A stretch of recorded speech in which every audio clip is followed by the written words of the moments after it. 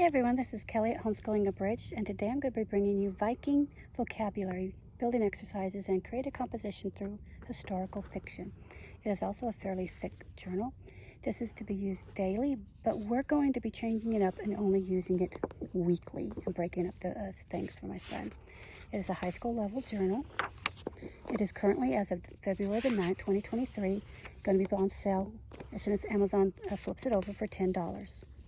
It has a prologue here talking about rhetoric and the importance of it. And then it goes into this story about these Vikings. And it's quite a good story. We have gotten this far in reading it. We just haven't actually done the writing because life kind of took over in some other aspects. It's got some beautiful illustrations.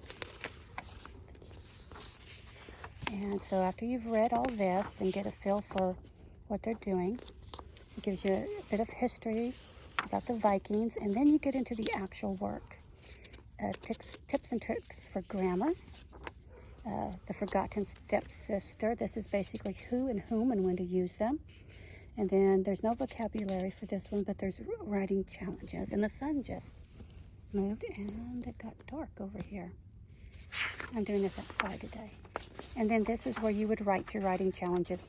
I will more than likely just have him open up a Word document to keep for this because typing is easier for him than writing. And then the next is you are what you read, so watch what you read and your habits of doing so. And now you're getting into your vocabulary, and they suggest keeping an index card to keep all your vocabulary words in, and then challenges using the index cards. And then that's your writing.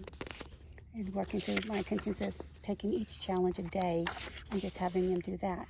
And then repetitive distracts a lecture on synonyms. In other words, don't use the same word over and over. It's boring. And you have your vocabulary and your reading challenge. That week there's 3, but they're longer writing challenges, And day 4 is a lecture on the subjective. And then again, you have vocabulary and reading and writing challenges. Oh, my brain keeps saying reading. Day 5 is for simile. So you're seeing that it's upper grammar, so this is not for the little ones unless they got a really good grasp of grammar. And then it goes back into the story that you started with. So now you're armed with all these things that you can help your own writing. And you've got your vocabulary, and you're going to do your warm-ups and your challenges. And there's 3 challenges.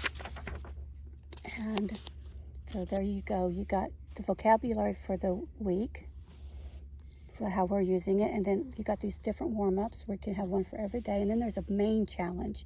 Now that you're done warming up, you should get started on your story of Asgore. Begin where I left off. That's where you've been reading.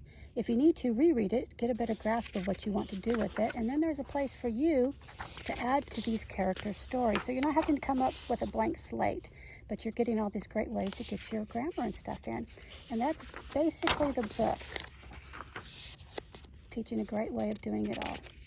And it's one that we're quite excited to get into. Like I said, we just had to set it aside after the reading because of life. But it's on sale right now for $10. I don't know if there's any pictures in the back. Yeah, these are the high school level books.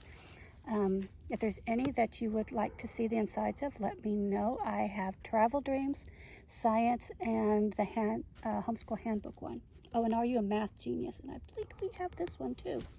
That I'd be happy to show you the insides of. But now would be a good time if you've been thinking about it. It's a great way to get your high school level grammar and a writing course in all in one. And for $10, you really can't beat the journal right now. I hope y'all have a lovely day, and I'll see y'all next time. Bye.